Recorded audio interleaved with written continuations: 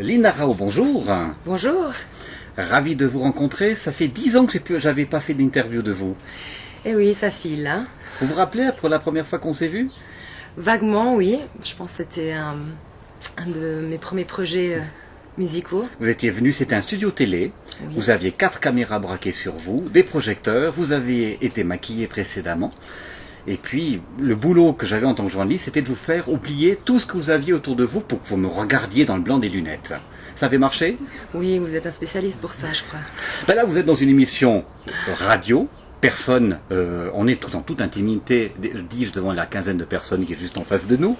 Et on va parler pendant 45 minutes, 1 heure, de vous, de votre évolution depuis la dernière fois où je vous ai vu. Avec plaisir. Et quand vous êtes venu faire des repérages, vous vous êtes dit, il me contacte, une émission devant la potagère, c'est fruits et légumes, qu'est-ce que je vais faire dans cette galère?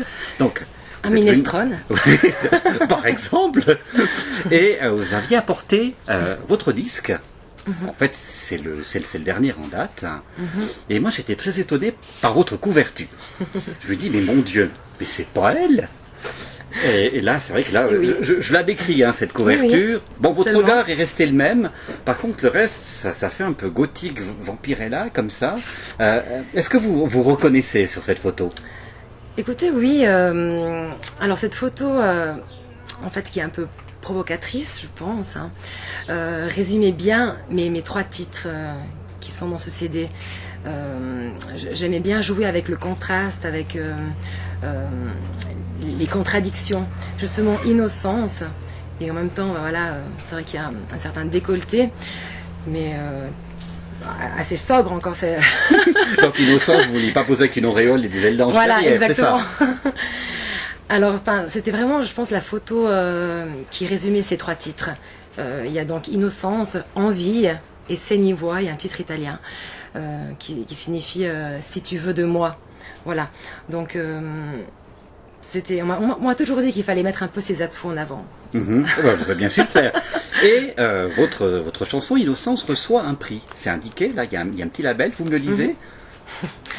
Alors, le prix de l'Award de la meilleure chanson lors des des Live Music Awards, des Freddie Mercury Live Music Awards. Ça signifie quoi, ce prix, exactement? Alors, en fait, il y a déjà quelques années de ça, je m'étais inscrite à un tremplin qui était organisé par la jeune chambre économique de la Riviera à Montreux. Ils avaient monté un tremplin pour les auteurs-compositeurs. Et on a dû se produire avec un groupe pendant plus d'1 heure dans différents lieux à Montreux avec nos propres chansons. C'était la première étape et c'était ouvert au public. Et il y avait des jurys qui passaient dans ces lieux. Il y avait donc différents groupes qui s'y produisaient dans différents lieux à Montreux. Et c'était la première sélection. Ensuite, pour arriver en finale, on a dû jouer 2 titres, nos 2 titres préférés devant plus de 1000 personnes. C'était au Casino Barrière à Montreux. Et il y avait dans le jury, le parrain était Plamondon. Mais c'est une sacrée épreuve, parce qu'à chaque fois, vous devez mettre le paquet, accrocher le public, accrocher le jury. On se sent comment? Vous avez la niaque, réellement, chaque fois que vous êtes sur scène, pour dire je vais tous les choper? Ben, il faut y aller. Hein. C'est toujours un stress. C'est ça qui est beau en fait quand on se produit, c'est d'avoir cette adrénaline au fond de soi. Et là, c'était un bel événement pour moi qui restera, je pense, gravé à jamais dans mon cœur et puis dans ma mémoire, quoi. C'était un grand moment et j'avais justement reçu le prix de la meilleure chanson. Texte et musique lors de ce concours. Et là, on est en quelle année? 2005. 2005, ça fait 10 ans.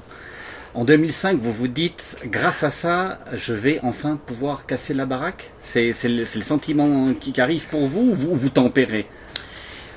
Oui. En fait, en parallèle, je vivais à Paris en ce moment-là. Ça faisait 1 année que j'étais à Paris. En fait, j'ai eu la chance de pouvoir vivre ma passion à 100% à Paris pendant 2 ans, me consacrer qu'à ça, ce qui est un peu changé actuellement.